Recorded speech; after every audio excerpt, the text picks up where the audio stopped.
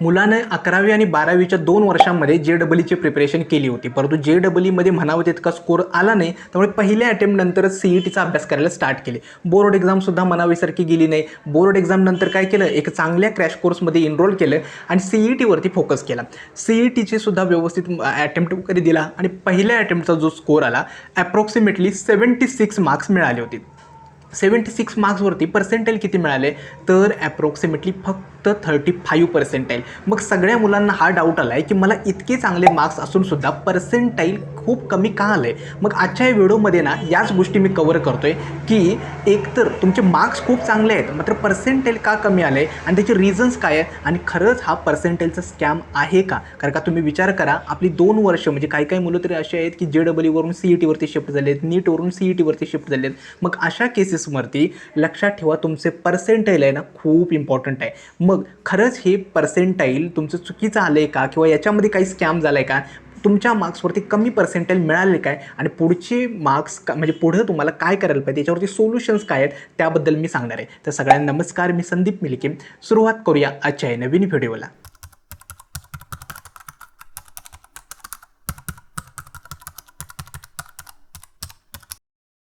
खरं तर या वर्षीचा जो रिझल्ट आहे ना नक्कीच शॉकिंग आहे. कारण का मला भरपूर मुलांचे रिस्पॉन्सेस आले, व्हॉट्सॲपवरती मेसेजेस आले की दादा इतके मार्क्स होते आणि इतकेच कमी पर्सेंटाईल मिळाले, हे खरंच आहे का किंवा खूप कमी पर्सेंटाईल होणार आहे मिळाले, मग पुढं काय करायचं आहे. लक्षात ठेवा मी काय केलं आहे तर काही जे मार्क्स वर्सेस पर्सेंटाईलचं हे स्टुडंटनी सांगितलेले मार्क्स वर्सेस पर्सेंटाईल ते तुमच्यासोबत सांगतो आहे. एक लक्षात ठेवा, तर एका मुलाला ना 82 मार्क्स होते, 82 मार्क्सवरती फक्त 64 पर्सेंटाईल मिळाले. ठीक आहे. 58 मार्क्सवरती 31 पर्सेंटाईल मिळाले, 50 मार्क्सवरती 23 पर्सेंटाईल मिळाले, 64 मार्क्सवरती 71 आहे, 74वरती 58 आहे, 49वरती 28.30 आहे, 100 मार्क्सवरती 78 पर्सेंटाईल आहे, 69वरती 81 पर्सेंटाईल मिळाले, 61वरती 74 आलेले आहेत, 119 मार्क्सवरती 62 आहेत, 114 मार्क्सवरती 47 आहेत आणि 106 मार्क्सवरती 52 आहेत.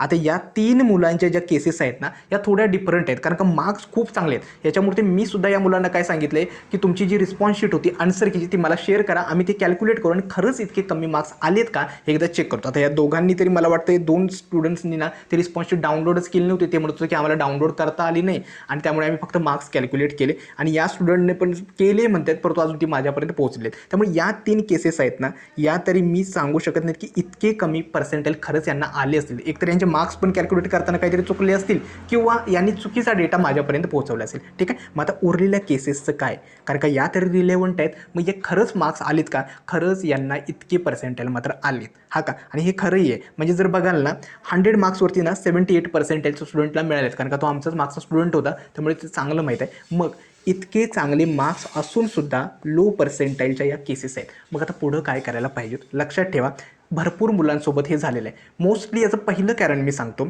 एक तर जर तुमचे मार्क्स बिलो 60 असतील, ठीक आहे, म्हणजे 60च्या बिलो मार्क्स किंवा 60च्या दरम्यानची रेंज आहे म्हणजे 65 बिलो जर म्हणू शकता ना त्यावेळी पर्सेंटाईल हे अनप्रिडिक्टेबल आहे. आता मी सुद्धा इतकी मार्क्स वर्सेस पर्सेंटाईलची व्हिडिओ प्रत्येक व्हिडिओमध्ये सांगितलं होतं की जर 60च्या मार्क्सच्या बिलो असतील तर मार्क्स अनप्रिडिक्टेबल आहेत. का अनप्रिडिक्टेबल आहे सांगतो. मोस्ट ऑफ दी मुलं याच रेंजेसमध्ये मार्क्स स्कोर करतात. ठीक आहे. या रेंजमध्ये ज्यावेळी मार्क्स स्कोर होतात त्यावेळी काय होतं जास्तीत जास्त टॉपर्स ना त्याच एका पॉईंटभोवती ना म्हणजे सॅच्युरेशन पॉईंट तयार होतो आणि इथं मार्क्स वर्सेस पर्सेंटाईल खूप जास्त पुढं मागं फ्लक्च्युएट होतो. हा पहिलं कारण आहे. त्यामुळे जर बघाल तर अशी कित्येक मुलं आहेत ज्यांचे बिलो 60 मार्क्स असते. आता 58वरती 31, 50वरती 23, 64वरती 71. त्यामुळे बिलो जर 60 मार्क्स असेल तर कमी पण पर्सेंटाईल येऊ शकतं आणि जास्त पण पर्सेंटाईल येऊ शकतं. हा पहिला रिझन. आता कुठं प्रॉब्लेम असू शकतो, समजा सेम शिफ्ट आहे, एका मुलाला 65A स्टुडंट आहे आणि त्याला काय आहेत 65 मार्क्स आहेत आणि त्याला 58 पर्सेंटाईल मिळाले.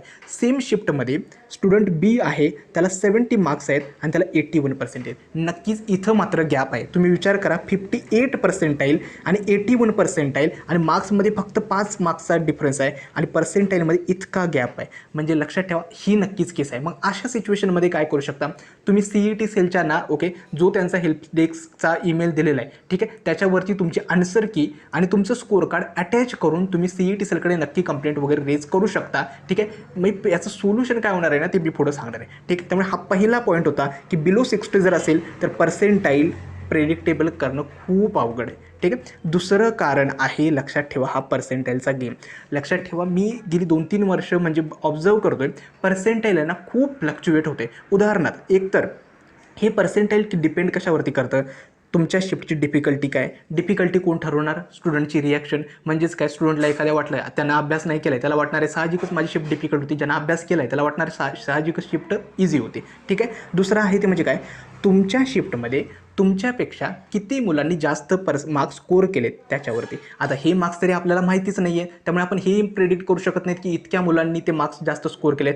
तिसरं आहे ते म्हणजे काय, की तुमच्या शिफ्टमध्ये स्टुडंट्स किती अपेअर झाले होते. ठीक आहे. आता या गोष्टींचा डेटा आपल्याकडे माहिती नाही आहे, त्यामुळे CET सेलने जरी पर्सेंटाईल कॅल्क्युलेटचा फॉर्म्युला आपल्याला दिला असेल तरीसुद्धा आपण ह्या व्हॅल्यू कुठल्या पुट करणार आहोत या सगळ्या गोष्टी आपल्याला माहितीच नाहीत. CET सेलकडे आता सांगतो तुम्हाला, गेल्या 5 ते 6 वर्षापासून एक पूर्ण काउन्सिलिंग प्रोसेस करतोय. हे दरवर्षी होतं. ठीक आहे. मुलं CET सेलकडे कंप्लेंट रेज करतात, CET सेलसुद्धा सगळे ईमेल वगैरे वाचतं, परंतु काहीही ॲक्शन घेत नाही.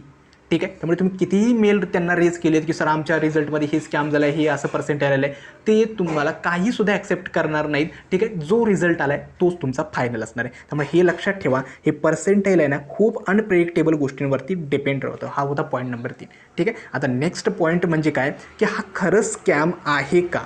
ठीक आहे. तुम्हाला भरपूर मुलांना ज्यांना मार्क्स कमी मिळालेले आहेत, म्हणजे पर्सेंटाईल कमी आलेले आहेत मार्क्सना, त्यांना नक्कीच हे उत्तर अपेक्षित आहे की हा स्कॅमच आहे. ठीक आहे. आणि तुम्ही मला कमेंटमध्ये सुद्धा या सगळ्या गोष्टी सांगणार आहे. मात्र एक सांगतो, हा मी स्कॅम म्हणणार नाही. ठीक आहे. हे बरोबर आहे, तुमचं मार्क्स वर्सेस पर्सेंटाईलना जे आता आले ते त्याच्यामध्ये काही स्कॅम वगैरे झाले नाही. आता जसं ही प्रोसेस स्टार्ट झाली ना, भरपूर यूट्यूबरचे थंबनेल हेच दिसतील, MST CETच्या 2026च्या रिझल्टमध्ये मोठा घोळ, पर्सेंटाईल कमी आलं आहे, खूप मुलांचे मार्क्स वगैरे डिफरंट आहेत, मोठा स्कॅम आहे, रिझल्ट चेंज होणार. या गोष्टींवरती विश्वास ठेवू नका. कितीही थंबनेल्स बनवले, कितीही व्हिडिओ एडिट केले, काहीही केलं तरी CET सेलचा जो रिझल्ट येतो तो फायनल असतो, तो चेंज होणार नाही. ठीक आहे. त्यामुळे पहिली पायरी करायची, जे मार्क्स आलेत ॲक्सेप्ट करा. मला माहीत आहे याच्यामध्ये स्कॅम जरी हा नसला तरीसुद्धा याच्यामध्ये घोळ भरपूर होता. म्हणजेच काय, मुलांना अपेक्षेपेक्षा खूप कमी पर्सेंटाईल मिळतं आणि हे मी मान्यही करतो. म्हणजे विचार करा, जर 81 मार्क्सवरती मुलाला जर 62 पर्सेंटाईल किंवा 63 पर्सेंटाईल मिळत असेल, हे ॲक्सेप्टेबल नाहीच आहे. ठीक आहे. कारण का समोरच्या दुसऱ्या एका मुलाला शिफ्ट डिफरंट असली तरी त्यावरती चांगलं पर्सेंटाईल मिळालं आणि आपल्याला नाही, या गोष्टी ॲक्सेप्टेबल नाही आहेत. तरीसुद्धा हा स्कॅम नाही आहे. मात्र हे आहे की मी तुम्हाला स्कॅम सांगावं किंवा तुम्हाला खोटी आशा दाखवावी, नाही स्कॅम होता, सगळं चुकीचं झालं आहे, असं काहीही नाही आहे. ठीक आहे. हा स्कॅम वगैरे काही नाही. मात्र या गोष्टी आहेत की भरपूर मुलांसोबत असं झालेलं आहे की चांगले मार्क्स आणूनसुद्धा कमी पर्सेंटाईल मिळाले. हे व्हेरीफाय होणं खूप गरजेचं आहे. परंतु आपण कितीही म्हटलं, स्कॅम बोला किंवा न बोला, ॲट द एंड काय होणार आहे, जो रिझल्ट आहे ना तो तुम्हाला ॲक्सेप्ट करावाच लागणार आहे. ठीक आहे. हेच रियालिटी आहे. दुसरं आहे ते म्हणजे काय, की या सिच्युएशनमध्ये आता तुम्हाला काय केलं पाहिजे. पहिली गोष्ट म्हणजे काय, अजून आपल्याकडे कॅपराऊंड 2चा रिझल्ट आहे. भले कॅपराऊंडमध्ये काही जरी झालं असेल, अजून कॅपराऊंड 2 शिल्लक आहे, काहीतरी आपण करू शकतो. दुसरं आहे ते म्हणजे काय, आता जसे मार्क्स कमी आलेत किंवा तुमचं पर्सेंटाईल कमी आलेत ना, सगळ्यात जास्त स्कॅम स्टार्ट होणार आहेत. कोण स्कॅम करते सांगतो. कॉलेजवाले फोन करतील, सांगतील प्रोविजनला आमच्या इथे ॲडमिशन घ्या. प्रायव्हेट युनिव्हर्सिटीवाले सांगतील इतक्या कमी पर्सेंटाईलवरती कॅपमधून मिळणार नाही आमच्याकडे. जे काही एजंट्स, काउन्सिलर्स वगैरे आहेत, ज्यांचं कॉलेजसोबत टायप आहेत, कॉल करून सांगतील आम्ही तुम्हाला डायरेक्ट ॲडमिशन देतो. जे काही कॉलेजसोबत काउन्सिलर्स आहेत ते सांगतील नाही, आमच्या काउन्सिलिंगमधून तुम्हाला 60 पर्सेंटाईलला आम्ही डायरेक्ट VITला ॲडमिशन देऊ. भरपूर यूट्यूबरचे थंबनेल्स काय होतील, तर VITचं ॲडमिशन 30 पर्सेंटाईलवरती मिळवून दिले. लक्षात ठेवा, या गोष्टी आता चालू आहेत. या गोष्टींवरती विश्वास ठेवू नका. आपण ज्यावेळी म्हणतो ना, आता भरपूर यूट्यूबर्स बघतो की बोंबलून सांगतात की हे स्कॅम, CETचं कॉलेज इतक्या कमी पर्सेंटेज, परंतु त्याच्या मागची रियालिटी माहीत नाही. ती सीट त्या कॅटेगरीसाठीच वॅकंट होती, ती त्यावरून भरली. ठीक आहे. इन्स्टिट्यूट लेवलच्या सीट्स कोण कसं भरतं हे कुणालाच माहिती नाही आहे. लक्षात ठेवा, टॉपची कॉलेजेस व्यवस्थित भरतात, नंतरच्या कॉलेजेसचं काय, त्या कॉलेजेसची काउन्सिलर्सला नावंसुद्धा माहिती नाहीत. खरी काउन्सिलिंगची गरज कुणाला आहे सांगतो. लक्षात ठेवा, टॉपर्स व्यवस्थित त्यांना कॉलेजेस मिळतात. सुरुवातीचे टॉप 20 कॉलेजेस कुठेही मिळतील तुम्हाला, नंतरच्या कॉलेजेसचं काय, त्यांचा सिक्वेन्स काय, त्यांची नावं काय, ते बाकीच्यांना माहितीच नाही. या गोष्टींसाठी बाळांनो काउन्सिलिंग खरंच गरजेचं आहे. त्यामुळे कमी मार्क्स आलेत, कमी पर्सेंटाईल आहेत, त्यामुळे हताश होऊ नका. अजून आपल्याकडे सेकंड अटेम्प्ट शिल्लक आहे. चांगलं पर्सेंटाईल नक्की मिळेल आणि कुणावरती विश्वास ठेवू नका, स्वतःहून रिसर्च करा.